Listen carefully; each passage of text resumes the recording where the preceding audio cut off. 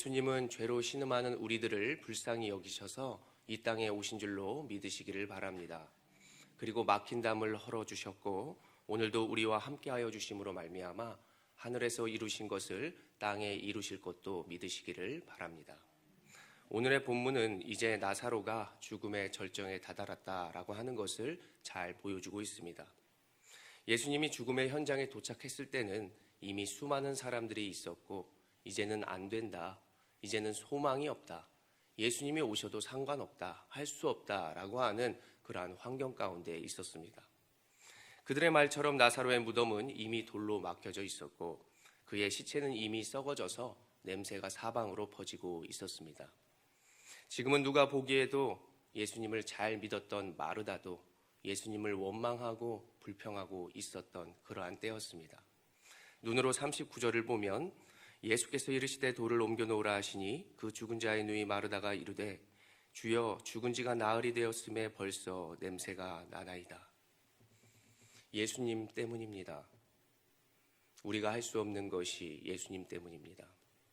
당신은 능력자임에도 불구하고 모든 것을 방치하고 있었습니다. 당신이 살아계심을 믿는데 당신이 가만히 있는 그 침묵의 사실과 또 일하지 않는 그 모습이 이해가 되지 않습니다 라고 하는 고백입니다.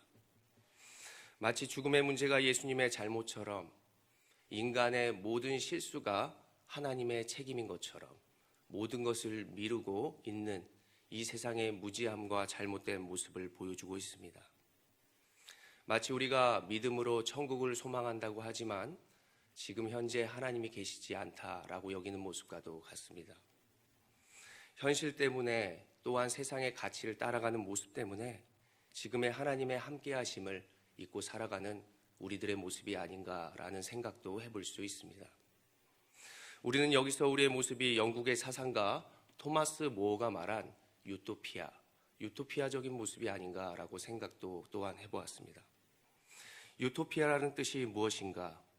어디에도 없는 장소, 너무나 완벽해서 할 수 없는, 가능하지 않는 꿈이라는 말로 해석할 수 있습니다. 그런데 요즘 사람들은 이 말을 어떻게 생각하고 있는가라고 조사를 해보았더니 너무나 즐거운 세상, 지금은 이룰 수 없지만 앞으로 이 세상에서 우리가 이룰 수 있는 멋진 세상이다, 세상에 세련된 그러한 이미지를 유토피아라고 말하는 것을 볼 수 있다는 것입니다. 이러한 세상의 갈망은 곧 무엇을 가져오는가? 중독과 욕망을 가져온다는 사실을 우리는 알 수 있습니다. 역사적으로 세상의 나라가 사람들을 위한다고 또한 국민을 살게 한다는 방법들이 어떠한 결과로 나타났는가 봤더니 16세기 영국의 산업이 발전하면서 양모의 가격이 급등한 때가 있었습니다. 양모의 가격이 급등하다 보니까 너도 나도 양을 키우겠다, 국가가 양을 키워서 나라를 살려보겠다라고 하는 정책이 이루어지고 있었습니다. 그래서 양을 키우는 그 장소 때문에 많은 농민들이 도시로 쫓겨가게 되었고 그들은 모두가 빈민이 되었습니다. 그래서 온순한 양이 사람을 잡는다라고 하는 말이 여기서 유래된 것이죠. 보기에는 발전을 했고 편리한 세상이 되었다고 하지만 우리의 몸과 마음이 진짜 잘 살아가고 있는가, 평화를 누리고 있다라고 할 수 있는 것이 아닙니다. 예수님이 이 땅에 오셨고 입술로는 하나님의 나라를 소망하고 갈망한다고 하지만 정작 우리의 삶에서는 왜 불안하고 흔들리고 있는가라는 것을 생각해 볼 수 있습니다. 어찌 보면 우리가 하나님이 원하시는 그 나라를 갈망하는 것이 아니라 세상의 헛된 유토피아를 쫓고 있는 모습이 우리들이지 않을까라는 생각도 오늘 해볼 수 있는 것입니다. 예수님은 이 모든 문제와 나사로의 죽음 앞에서 눈을 들어 우러러보시며 기도를 하기 시작하십니다. 하나님, 항상 나와 함께 하시고 내 말을 들으실 줄로 믿습니다. 내가 이 말을 하는 것은 나를 위한 것이 아니라 우리 모두를 위한 것입니다. 곧 아버지께서 우리의 죄의 문제를 해결하기 위해 나를 지금 보내신 것을 이제 내가 믿게 하고자 합니다. 하나님, 들어주시옵소서. 그분은 우리의 길과 진리요 생명이 되시는 것을 믿으십니까? 하나님은 언제나 우리와 함께 하시며 우리가 언제 무엇을 기도해야 하는지, 먼저 무엇을 바라봐야 하는지, 무엇을 선포해야 되는지, 누구의 이름으로 나아가야 하는지를 잘 보여주고 있는 기도의 모습입니다. 십자가로 나아가시기 전 예수님은 또한 겟세마네 동산에서 기도를 하셨습니다. 이르시되 아버지여, 만일 아버지의 뜻이거늘 이 잔을 내게서 옮기시옵소서.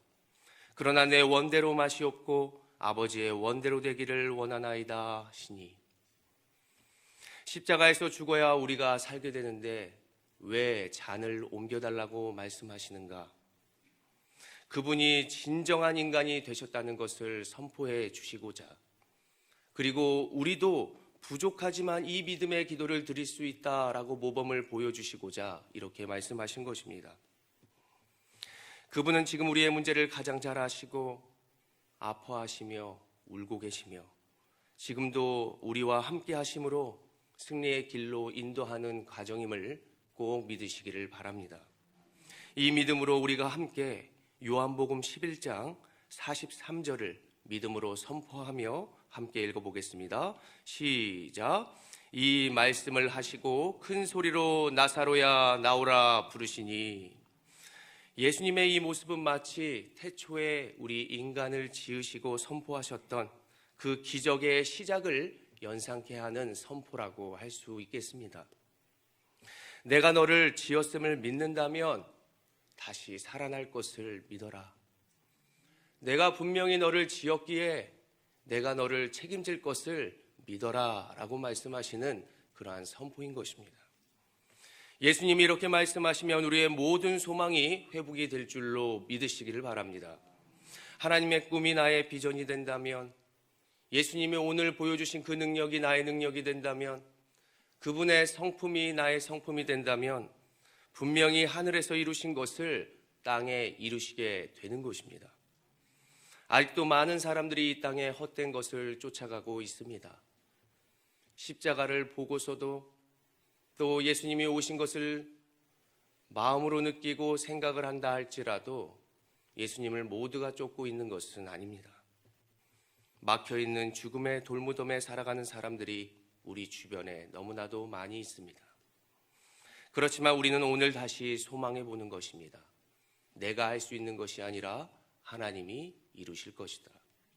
하나님 분명히 우리의 기도와 우리의 삶을 통해서 주님의 나라를 이루실 것을 기대하시기를 바랍니다. 분명 하나님의 나라를 소망하는 꿈은 살아나는 샘물과 솟아나는 생명이 되어 풍성한 열매가 되어 나와 우리의 가정을 참된 행복으로 이루어 가실 것입니다. 내가 온 것은 양으로 생명을 얻게 하고 더 풍성히 얻게 하려는 것이라. 양은 우리를 죽이는 것이 아니라 우리를 살리는 힘이 될 것입니다. 기도하겠습니다. 거룩하신 하나님 아버지, 오늘